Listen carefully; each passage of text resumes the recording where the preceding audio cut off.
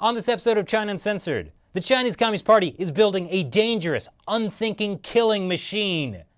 Just kidding. It's building a dangerous, intelligent killing machine. Hi, welcome back to China Uncensored. I'm Chris Chappell. Swarms of killer robots. It sounds like something out of a movie. Actually, several movies.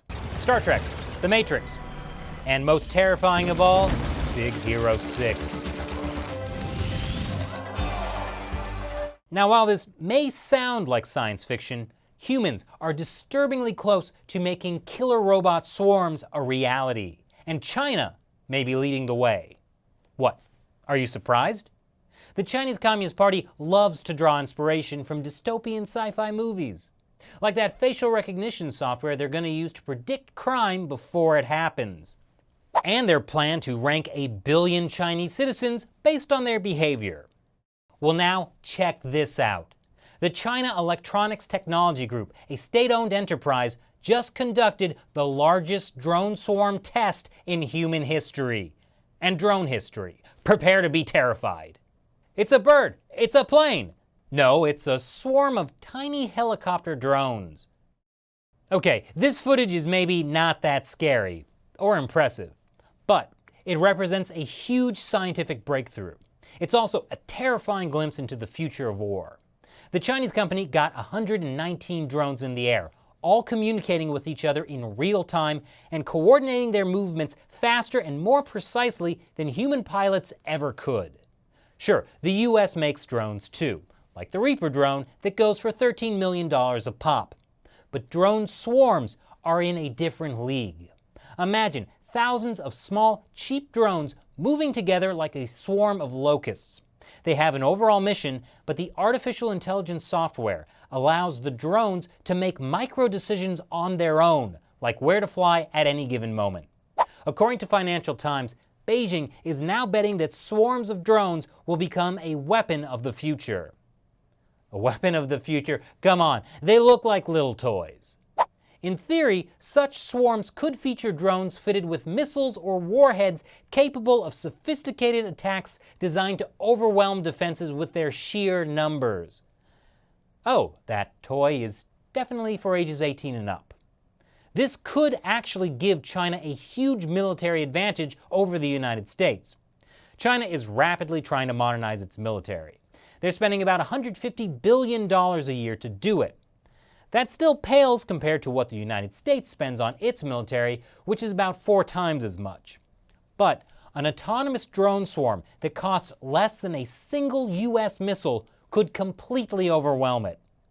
Don't worry, the US military is also developing drone swarm technology. But the future of military dominance may rest in the hands of the country that can make the most cheap electronics. And if that's the case, well, my bet would be on China. If the US and Soviet Union were in an arms race, you could say the US and China are in a swarms race. Swarms race? No? How about the drone wars? Overall, beyond just swarms, the US military leads the world in military drone use. The US has about 7,000 drones. China has only about 1,300, and none have been used to attack real military targets. The Chinese regime is already putting drones to use, though. In July, it released 12 underwater drones to patrol disputed territory in the East and South China Sea. I wonder if they used technology stolen from that US underwater drone they stole back in December. And Chinese companies are also making drones for civilian use, but in some cases they have been co-opted to work for the PLA. According to state-run media, an online Chinese retailer says it has a drone capable of making deliveries weighing about 450 pounds, which, let's face it, means it could carry a 450-pound bomb, or a basket of 450 one-pound bombs. And of course, who could forget that the Chinese Communist Party is already using drones to hunt down Tibetans trying to flee the country? But that's just the conventional drone technology they're working on. A drone swarm is something very different, because it involves much more complex artificial intelligence. Drone swarms could change how wars are fought, and they could bring with them a lot of serious ethical questions. For a drone swarm to be functional, the drones have to communicate with each other in real time. That's a tremendous amount of data that a human operator wouldn't be able to manage.